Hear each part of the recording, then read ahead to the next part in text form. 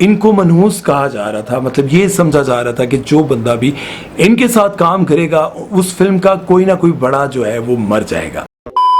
अस्सलाम वालेकुम ख़वातीन हज़रात, मैं हूं आपका मेज़बान सुबैर। तो आज के नए प्रोग्राम में हम आपको खुशामदीद कहते हैं। दोस्तों, आज से पहले मैंने बहुत सारी वीडियोस बनाई बॉलीवुड वालों के लिए।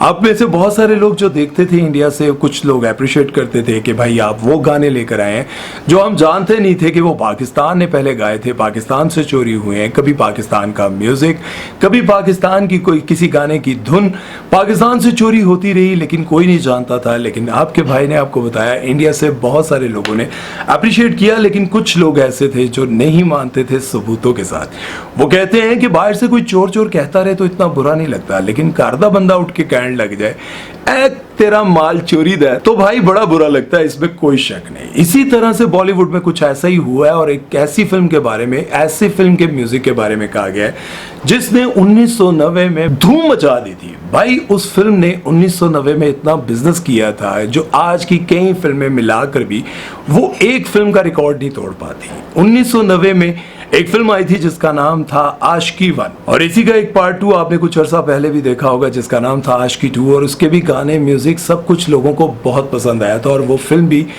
आशिकी पर और साथ में म्यूजिक पर बनी थी, बहुत लोगों ने पसंद की थी। लेकिन ये जानकर आप हैरान होंगे कि 1990 में आशिकी 1 बनी थी और उसमें जो हीरो हीरोइन, उनकी जिंदगी में जो कुछ हुआ वो भी मैं आपको बताऊंगा। लेकिन साथ में मैं आपको ये बताऊंगा कि 1990 में इस फिल्म ने इतना औधम मचाया, भाई इतनी ब्लॉकबस्टर रही, इतना बिजनेस किया।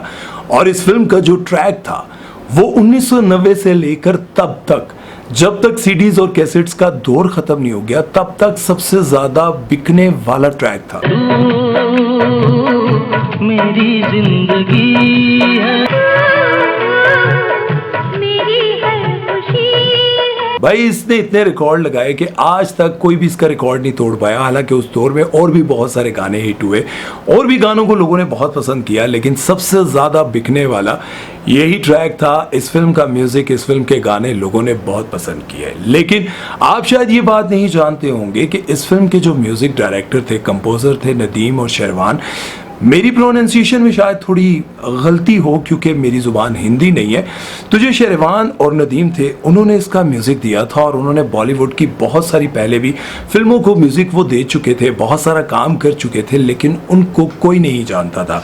जब 1990 में उन्होंने एक नए लड़की और लड़के के साथ काम स्टार्ट किया, और महेश भट्ट, जिन्होंने ये कहकर ये फिल्म बनाई थी कि ये मेरी ज़िंदगी की कहानी है, लेकिन अब ये बात समझ में नहीं आती कि इस फिल्म की ज़िंदगी की कहानी महेश भट्ट की ज़िंदगी की कहानी थी या फिर असल जिंदगी की कहानी वो है जो बॉलीवुड की मासूम लड़कियां उनके बारे में आकर बताती हैं।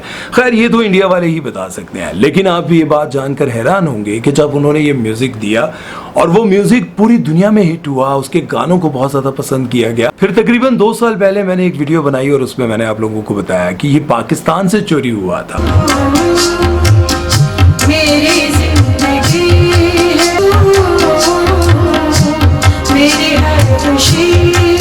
लेकिन बहुत सारे लोग इस बात का यकीन नहीं कर रहे थे। लेकिन फिर घर में से एक बंदा उठा और उसने कहा कि ਤੁਹਾਡਾ सारा माल चोरी दा है, और उसके बारे में जानकर बहुत सारे लोगों ने उसको बुरा भला कहना शुरू कर दिया। और वो भी कोई आम बंदा नहीं है भाई, वो भी बॉलीवुड का एक अच्छा जाना पहचाना म्यूजिक कंपोजर है जिनका नाम है क्या नाम है, एक मिनट, ललित पांडे, जो कि बॉलीवुड के एक बहुत बड़े म्यूजिक कंपोजर हैं। उन्होंने एक शो में आकर ये सारा का सारा भांडा फोड़ दिया कि भाई 1990 की कामयाब तरीन फिल्म आशिकी 1 में जो म्यूजिक यूज हुआ था, जो ट्रैक यूज हुआ था, वो पाकिस्तान से चोरी किया गया था। ये बात उनके करने की देर थी भाई, उनकी शामत आ गई। लोगों ने ये कहना शुरू कर दिया कि भाई तू अपने देश का नाम बदनाम कर रहा है, अपने लोगों को चोर कह रहा है। ये ठीक उसी तरह हुआ जब मैंने तेरे बिन के गाने को कहा था कि ये थोड़ा बहुत मिलता जुलता है, तो लोगों ने ये कहना शुरू कर दिया कि भाई तू अपने मुल्क का नाम बदनाम कर रहा है। भाई जब मैं उनके ऊपर वीडियोस बना रहा होता हूँ और उनको बेनकाब कर रहा होता हूँ तो तब आप लोगों को बहुत अच्छा लग रहा होता है।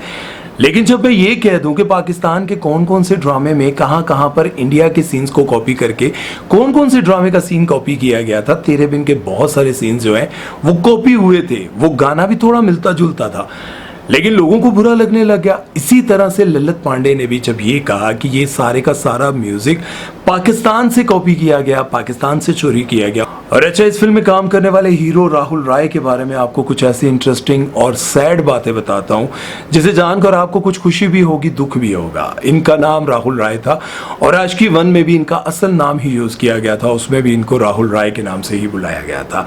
ये काफी पहली फिल्म से ही फेमस हो गए थे और इसके साथ जो हीरोइन थी वो भी काफी पॉपुलर होगी। इसके बाद उनकी जो दूसरी फिल्म थी वो करिश्मा कपूर के साथ थी, सपने साजन के, वो भी हिट हुई। लेकिन फिर इनकी जिंदगी में जो कुछ होने जा रहा था वो उसका सोच भी नहीं सकते थे। वो सोच भी नहीं सकते थे कि मेरी पहली फिल्म जो कि पूरे भारत में छा गई थी, बल्कि पाकिस्तान में भी बहुत देखी गई थी, सीडीज में, वीसीआर पे, बहुत सारी जगहों पर उसको बहुत ज्यादा देखा गया था। ये सोच भी नहीं सकते थे कि मैं इतना कामयाब एक्टर बनने वाला शख्स इस तरह से फ्लॉप होऊंगा कि मुझे कोई कास्ट भी नहीं करेगा। आप सोच भी नहीं सकते। एक के बाद दूसरी फिल्म इनकी फ्लॉप होने लगी। पहले 4-5 फिल्में इनकी अच्छी चली, उसके बाद एक के बाद दूसरी, दूसरी के बाद तीसरी इनकी फिल्म फ्लॉप होने लगी और फिर इनको स्पोर्टिंग कैरेक्टर के तौर पर काम देने लग गए लोग। लेकिन उसके साथ साथ इनकी बहुत बड़ी फिल्में भी बन रही थी। इनकी एक फिल्म थी जिसका नाम था दिलों का रिश्ता। इनको लगता था कि ये फिल्म मुझे मेरा खोया हुआ मकाम वापस दिलाएगी।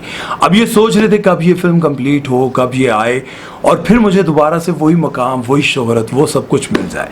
लेकिन अफसोस, फिल्म की शूटिंग के दौरान ही इस फिल्म के जो प्रोड्यूसर थे उनकी डेथ हो जाती है।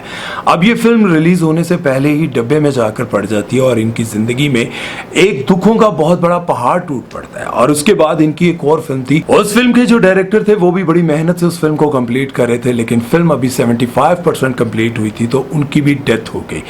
अब जब ये दो डेथ होती हैं, हर तरफ इंडस्ट्री में यही बात होने लगी कि भाई राहुल को जो भी फिल्म में लेगा, जो भी फिल्म इसके साथ करेगा, उसकी या प्रोड्यूसर की या डायरेक्टर की, राइटर की, किसी की डेथ हो जाएगी। भाई ये बंदा अब शुगन करता है, मतलब आपकी जुबान में पता नहीं अब शुगन कहते हैं क्या कहते हैं, लेकिन हमारी जुबान में कहते हैं ये बंदा मनहूस है यार, इन्हों ना ले, वो अगर मनहूस ना लिखता तो बड़ा नुकसान हो जासी यार, ये वो इस तरह की बातें बोलते हैं।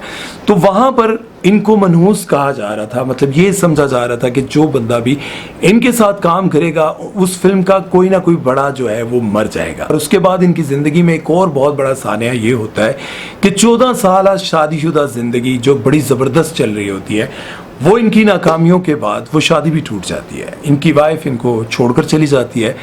बहुत अफसोस था, जाहिर है कि एक बंदा जो आते ही फिल्म इंडस्ट्री पर छा जाता है और उसके बाद उसकी ज़िंदगी में ये सब कुछ हो रहा था, यकीनन एक आम इंसान ये चीज़ें बर्दाश्त नहीं कर पाता। इन्होंने इस डिप्रेशन को फेस किया और फिर 2004 में ये बिग बॉस में नजर आए। बिग बॉस में आए, ये विन भी कर गए, लेकिन ये बात आप सभी जानते हैं कि बिग बॉस में जो खेलने आते हैं गेम, वो बड़े स्टार्स नहीं होते, या फिर नाकाम हो जाते हैं, या फिर उन लोगों को चाहिए होता है कि किसी तरह से हम दोबारा से कहीं ना कहीं नजर आने लग जाएं।